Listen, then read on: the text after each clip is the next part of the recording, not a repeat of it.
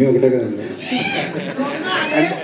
ఇంకొకటి చాలామంది ఏంటంటే ప్రొడ్యూసర్లో కష్టపడి ఒక సినిమాని మౌంట్ చేసినప్పుడు కొంతమంది ఏమనుకుంటారంటే ఇలాంటి ఎవరినన్నా పక్క నుంచి తీసుకొచ్చి పెడితే మనకి విజిబిలిటీ రాదు, మనం గ్రో అవ్వని చెప్పి కొంతమందికి ఇన్సెక్యూరిటీ ఫీలింగ్ ఉంటుంది.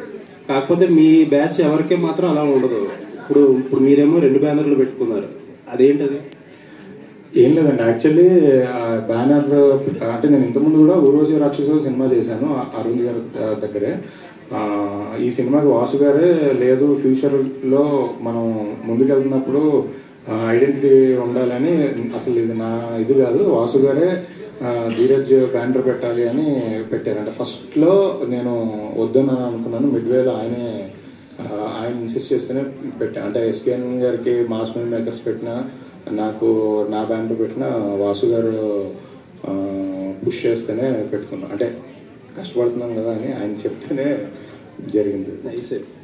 అండ్ చిన్న సినిమాలకి ఒక విజిబిలిటీ తీసుకురావడానికి కానీ, ప్రమోట్ చేయడానికి కానీ, ఆడియన్స్ని థియేటర్స్కి తీసుకురావడం కానీ ఎంత కష్టం?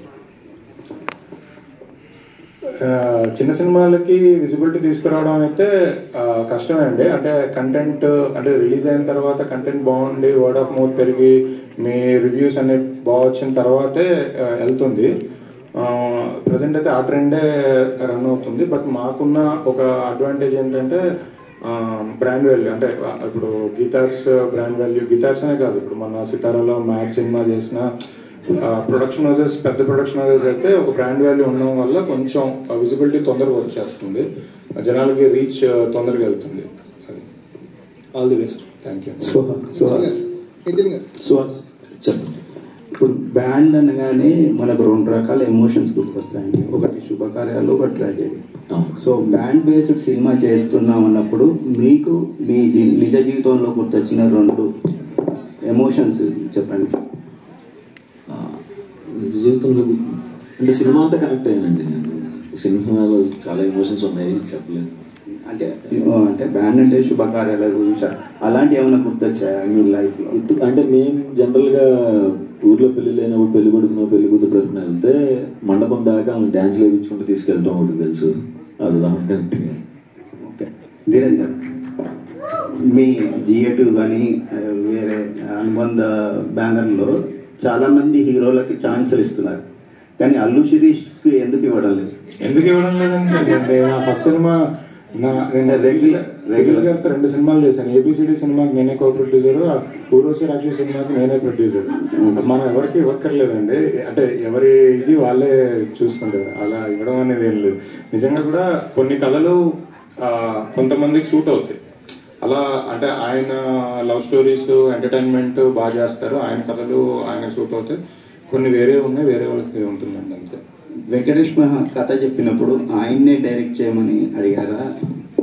లేదండి, అది యాక్చువల్లీ వెంకటేష్ మా గారు కథ చెప్పడం అంటే ఆయన క్యాజువల్గా కాన్వర్జేషన్లో నాకు లైన్గా చెప్పారు, అది నచ్చి నేను కథ విన్నా. బట్ యాక్చువల్లీ కథ రాసింది ఫస్ట్ నుంచి డైరెక్టర్ అవుదామని కథ రాసుకుంది దుష్యంతేనండి. అసలు వెంకటేష్ మా గారు అందులో లేరు, అంటే ఆ ఫేస్లో ఆయన ఓన్లీ ప్రొడ్యూస్ చేద్దామని అనుకున్నారు అంతే.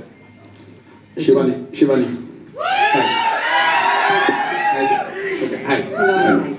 ట్రైలర్ బాగుంది, ఇంత ఫ్యాన్ ఫాలోయింగ్, మీరు ఫస్ట్ సినిమా కదా, ఒక్క సినిమా కూడా ఇంకా రిలీజ్ కాలేదు, కానీ ఇంత ఫ్యాన్ ఫాలోయింగ్ రావడానికి కారణం ఏమనుకుంటున్నారు?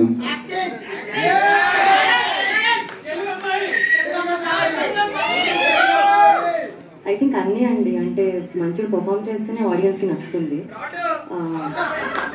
మంచి ట్రైలర్ నచ్చింది అందరికీ. అండ్ కదా అండి, మీరు వెబ్సైట్ చూస్తారు కదా సినిమా, మీకు అర్థమవుతుంది. అంటే ఫస్ట్ సినిమా రిలీజ్ అవ్వగానే బాధ్యత ఎక్కువ అయిపోయింది, ఇంతమంది పబ్లిక్ ఇది ఉంది. సో నెక్స్ట్ చూస్ చేసుకునేటప్పుడు ఎట్లాంటి కథలు చూస్ చేసుకుందాం అనుకుంటున్నారు? అంటే నాకు ఏదొచ్చినా నాకు స్టోరీ విన్నప్పుడు నచ్చితే మాత్రం ఖచ్చితంగా వదలండి, చేసేస్తాను.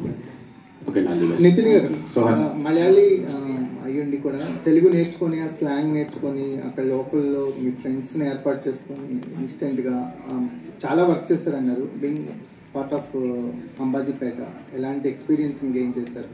చాలా బాగున్నారు screen. Thank you so much. Experience ఏంటి అంబాజీపేట? చాలా గ్రేట్ ఎక్స్పీరియన్స్ అండి. అంటే నేను అనుకోలేదు ఇంత పెద్ద క్యారెక్టర్ నాకు వస్తుందని. నేను ఫస్ట్ డే దుష్యంత్ గారిని కలిసినప్పుడు నాకు కథ చెప్పారు. కథ చెప్తూ ఇలా వెంకట్ బాబు క్యారెక్టర్ మీద అనేసరికి చాలా సర్ప్రైజ్ అయింది. అంటే ఇంత పెద్ద క్యారెక్టర్ ఇంత మంచి సినిమాలో ఇంత గ్రేట్ ఆర్టిస్ట్తో చేసేటప్పుడు ఐ ఫెల్ట్ ఇది నా రెస్పాన్సిబిలిటీ, చాలా ఎఫర్ట్ పెట్టాలి. నేను ఐ థింక్ సినిమా షూట్కి ఒక 20 days ముందే అక్కడికి వెళ్ళిపోయాను. సో అక్కడ జనాలతో అబ్జర్వ్ చేశాను. వాళ్ళు నాకు స్లాంగ్ రాదు అసలు, ఇంత కూడా తెలుగు మాట్లాడలేము అప్పుడు. సో అక్కడికి వెళ్ళి జనాలు చూసి అక్కడ ఉండే వాళ్ళతో మాట్లాడి గోదావరి స్లాంగ్ కొంచెం నేర్చుకున్నాను. రిమైనింగ్ అంతా దుష్యంత్ అండి. స్క్రిప్ట్లో చాలా డీటెయిల్స్ ఉంటుంది, మాకు ఎక్కువ ఎఫర్ట్ పెట్టాల్సిన అవసరం కూడా లేదు. It's all Dushyant's efforts. Suhas bro, hi bro. So మేము ఫస్ట్ టీజర్ కానీ అవి కానీ చూసినప్పుడు ఇంత ఇంటెన్స్ ఉంటుంది అనుకోలేదు. అంబాజీపేట బ్యారేజ్ బెండ్ అంటే కామెడీ స్టో వెళ్తుంది అనుకున్నా, కానీ ఎమోషన్స్ ఎక్కువ ఉంది. సో ఈ కథలో ఎమోషన్స్ బాగా ఇది. తర్వాత ఇంకొకటి ఏమనుకున్నా అంటే, మీరు ఇప్పటివరకు సైన్ చేసిన సినిమాలు కాకుండా కొత్తగా సైన్ చేసేవన్నీ ఓన్లీ లీడ్ క్యారెక్టర్ కోసమే చూస్తున్నారని చెప్పాను. క్యారెక్టర్లు కూడా చేయడానికి మొన్న హిట్ 2 చేశాను కదా. ఇప్పుడు సైన్ చేసినవి కాకుండా ఇప్పుడు దాకా సైన్ చేసినవి కాకుండా అంటే టూ మెనీ కమిట్ అయ్యింది. ఈ కమిట్ అయిన తర్వాత ఖచ్చితంగా చేస్తాను. అంటే నాకు కొంచెం 35-40 వచ్చిన తర్వాత ఇంకా ఎక్కువ క్యారెక్టర్స్ ఎక్స్ప్లోర్ చేద్దాం. ఫేస్ కొంచెం మెచ్యూరిటీ ఇచ్చి అప్పుడు ఇంకా ఎక్కువ క్యారెక్టర్స్ ఎక్స్ప్లోర్ చేద్దాం. అంటే కొత్తగా కమిట్ అయ్యే క్యారెక్టర్లు కూడా చేస్తారు, లేదా లీడ్ క్యారెక్టర్ కోసమే క్యారెక్టర్స్ అన్నీ చేస్తాం ఖచ్చితంగా. విలన్ కానీ లేకపోతే ఇంపార్టెన్స్ ఉన్న క్యారెక్టర్ కానీ ఖచ్చితంగా చేస్తానండి, అన్ని రకాలుగా చేస్తాను. All the best. Thank you. Shivani గారు, మీ ఫస్ట్ మూవీ అండ్ పెద్ద banner, so already proved actor. చేసేటప్పుడు ఏదైనా నర్వస్ కానీ సిచ్యువేషన్ చేయలేకపోతున్నా, ఎక్కువ టెక్స్ట్ తీసుకుందా ఏమైనా ఉందా దీనిలో? టెన్షన్ ఏం పడలేదండి.